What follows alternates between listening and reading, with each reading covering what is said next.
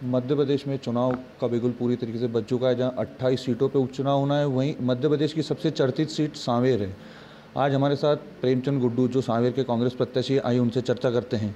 Sir, किस तरीके का अभी तक का पूरा आपको जनसंपर्क में लाभ मिल रहा है और कहाँ कहाँ आपको बताया जा रहा है, किस तरीके की परेशानी आपको बताई जा रही है? जो सांवेर से जिस तरीके से वहाँ पे तुलसी सिलावट वहाँ पे थे पहले, और अभी क्या हो रहा है, मतलब वहाँ पे उससे?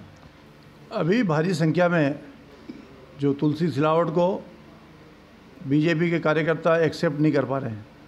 जो उनके विचार हैं, जो करने का काम करने का तरीका है, बहुत भारी संख्या में नौजवानों के बड़े बड़े ग्रुप और रोज़ सैकड़ों की संख्या में कांग्रेस ज्वाइन कर रहे हैं।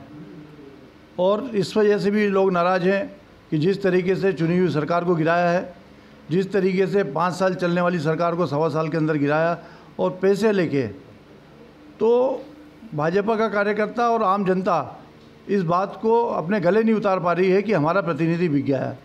तो वो पूरी तरीके से पूरे क्षेत्रों में एक बहुत लंबे भारतीय जनता पार्टी के कार्यकर्ता, आम जनता कांग्रेस से जुड़ रही है। और वो आज पहली बार है कि तुलसी सिलावट, जिनके ऊपर 11 रुपये तिलक निकालती थी बालिका, तो उसको डालने के पैसे नहीं रहते थे, आज वो करोड़ों रुपया खर्चा कर रहे हैं। इंदौर की सब 5 स्टार होटलें, प्राइड होटल से लेके जमाने भर के अंजुश्री होटल से लेके उज्जैन की जमाने भर की होटलें और 4 चौपाई सब उनने बुक कर ली हैं और करोड़ों की साड़ी, अंडा, घड़ा उन लोगों ने बांटा है। तो इससे ही लगता है कि उनको अपने जीत के प्रति आश्वस्त नहीं है और जो काम उनने नहीं किए हैं, जो जिस तरीके से उनकी काम करने की वर्किंग रही 20-25 सालों से, सांसद रहे, विधायक रहे, मंत्री रहे, लेकिन क्षेत्र का विकास नहीं हुआ है। इस वजह से हमको भारी समर्थन मिल रहा है और हम ऐतिहासिक वोटों से यहाँ पे आज़ादी के बाद जितने वोटों से हार जीत नहीं हुई, उतने वोटों से हम लोग जीतेंगे। धन बल का भी प्रयोग हो रहा है, साड़ियाँ बांटी जा रही हैं और कई मंत्री जो मध्य प्रदेश में वो भी पैसा बांट रहे हैं, उसको लेके आप क्या कहेंगे? नहीं, पूरी तरीके से साड़ी, दारू, रुपया 70 लाख रुपए के करीब अभी पकड़ा है। 1 करोड़ 30 लाख रुपए और मऊ में पकड़ाए थे, लेकिन उसको सट्टे का नाम बता के उसको जब्ती की गई है। और इस तरीके से तमाम प्रलोभन दिए जा रहे हैं, लेकिन जनता के मन में आक्रोश है कि इस आदमी के पास इतना पैसा कहाँ से आ गया। और वो दिखने लग गया है कि जो जिस तरीके से पार्टी चल रही हैं, दारू पार्टी चल रही हैं, देवास से, उज्जैन से ट्रकों की ट्रक वहाँ से दारू यहाँ पे उतार रहे हैं और गांव-गांव में पहुँचा रहे हैं। तो लेकिन दारू और इस पैसा से या किसी भी प्रकार की रिश्वत से लोग किसी भी हालत में उनको वोट नहीं देंगे, ना प्रलोभित होंगे।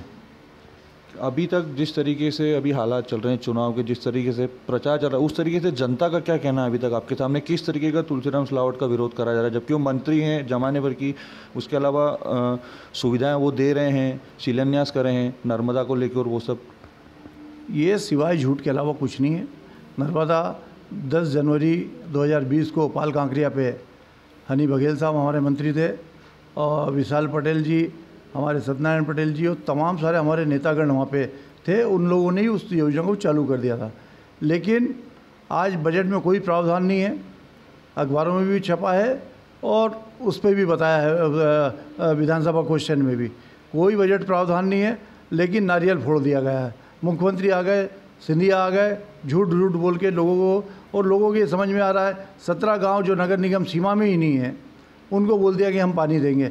इंदौर को तो पानी पिला नहीं रहे हैं, नगर सीमा के बाहर जाके वो काम कर नहीं सकते, लेकिन 17 गांव को तो इस तरीके से झूठ, और गांव के लोग ये भी अच्छी तरीके से समझ रहे हैं कि ये प्रशासन से मिलके किस तरीके से झूठ बोल रहे हैं, हमको पानी मिलना ही नहीं है। इंदौर जैसी ये बिचौली है, ये हमारी कॉलोनी है, यहीं पे नर्मदा कनेक्शन के सामने से गया है, लेकिन यहाँ पे वर्षों से बसे हुए हैं, यहाँ पे नर्मदा का पानी नहीं मिला, तो कौन से 17 गाँव को पानी दे देंगे ये? वहीं जुबानी तीर भी बहुत ज़्यादा चल रहे हैं, सज्जन सिंह वर्मा भी कुछ बोलते हैं, कैलाश विर्क भी बोलते हैं। क्या इसको सही मानते हैं आप इस समय में? नहीं, मैं बिल्कुल ठीक नहीं मानता हूँ। और जिस तरीके से ये हो रहा है, ये अच्छी बात नहीं है। वरिष्ठ नेता हैं, वरिष्ठता के क्रम पे बात करना चाहिए। मेरी उनको सलाह है कि इस तरीके की भाषाओं का उपयोग नहीं होना चाहिए।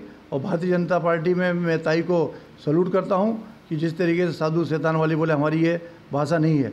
तो ताई ने जो जिस तरीके से कहा है, लेकिन मैं आज शैतान वाली बात पे जो शैतानियत ये कर रहे हैं, वो शैतान के रूप में ज्योतिराव सिंधिया, तुलसी सिलावट उभर के आए हैं।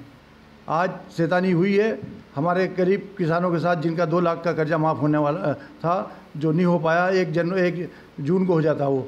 आज शैतानी हमारे क्षेत्र के लोगों के साथ हुई है, तुलसी सिलावट ने की है कि वो बिकाऊ माल और बिकाऊ के रूप में सांवेर की जनता को देखा जा रहा है बड़ी सटीक दृष्टि से। ये इस तरीके की तमाम सारी शैतान लोग ही दारू बांटते हैं, शैतानी साड़ी बांटते हैं, शैतानी अंडे बांटते हैं, ये शैतानियत के काम हैं। ये थे हमारे साथ प्रेमचंद गुड्डू जो सांवेर के प्रत्याशी हैं। अब आने वाला समय बताएगा कि 3 तारीख को किसको कहाँ कैसे मोहर लग के किसको जिताया जाता है। इंदौर से पंजाब केसरी के लिए सचिन बहरानी।